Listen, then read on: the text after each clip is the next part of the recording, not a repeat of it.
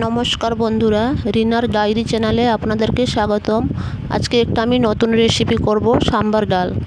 সাম্বার ডাল করার জন্য আমি নিয়েছি ডাল, কুমড়ো, ঢেঁড়স, টমেটো। কুকারে ডাল আর এই সবজিগুলো দিয়ে 3-4টে মতন সিটি লাগিয়ে নেব। দেখো, সিটি লাগিয়ে নিয়ে আমি ঢেলে নিয়েছি। এবারে দিচ্ছি হলুদ গুঁড়ো।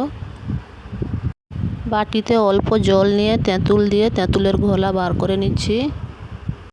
সাম্বার করতে হলে তেঁতুলের ঘোলা সুনিশ্চিত লাগবে, তেঁতুলের ঘোলা ছাড়া সাম্বার হয় না। এবারে কড়াইতে তেল দিচ্ছি। তেলটা দেখো গরম হয়ে এসছে। এবারে দেবো আমি কারি পাতা। কারি পাতাটা একটু ভাজা হয়ে গেছে। এবারে দেবো শুকনো লঙ্কা আর সর্ষে ফোড়ন। কারি পাতাটাও ভাজা হয়ে গেছে। এবারে মাঝখানটায় ফাঁকা করে শুকনো লঙ্কা ফোড়ন দেবো, তারপর দেবো সর্ষে ফোড়ন, তারপর দেবো তেঁতুলের ঘোল। শুকনো লঙ্কা ফোড়ন দিলাম। এবারে দিচ্ছি সর্ষে ফোড়ন।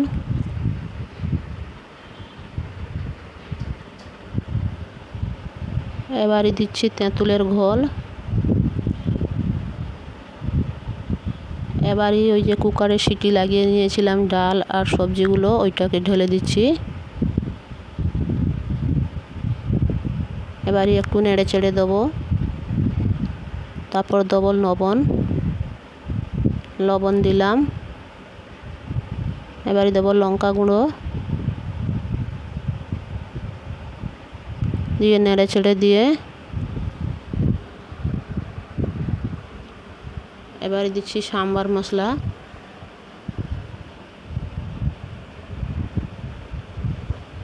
আমি প্রায় 2-3 চামচ সাম্বার মশলা দিয়েছি, আপনারাও পরিমাণ মতন দেবেন। এই সাম্বার ডাল দিয়েই ইডলি ধোসা খাওয়া হয়। ইডলি ধোসা সাম্বার ডাল বিনা খাওয়া যায় না। ইডলি ধোসার সঙ্গে খুবই সুন্দর লাগে খেতে। আমার চ্যানেলে যারা নতুন, প্লিজ আমার চ্যানেলটাকে সাবস্ক্রাইব করবেন, লাইক করবেন, কমেন্ট করবেন। প্লিজ, আমাকে এগোতে হলে আপনাদের সাপোর্ট লাগবে। প্লিজ, আপনাদের সাপোর্ট বিনা আমি এগোতে পারবো না। এবারে সাম্বার ডাল হয়ে এসছে, নামিয়ে ফেলবো।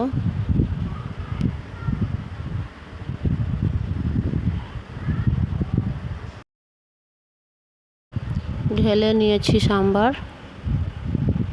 তো বন্ধুরা, আমি ঘরোয়া পদ্ধতিতে কিভাবে সাম্বার রেসিপি করলাম, আপনারা ঠিক এইভাবে করবেন। তো বন্ধুরা, যদি এই ভিডিওটি আমার ভালো লেগে থাকে, লাইক, কমেন্ট, শেয়ার এবং চ্যানেলটাকে সাবস্ক্রাইব করবেন।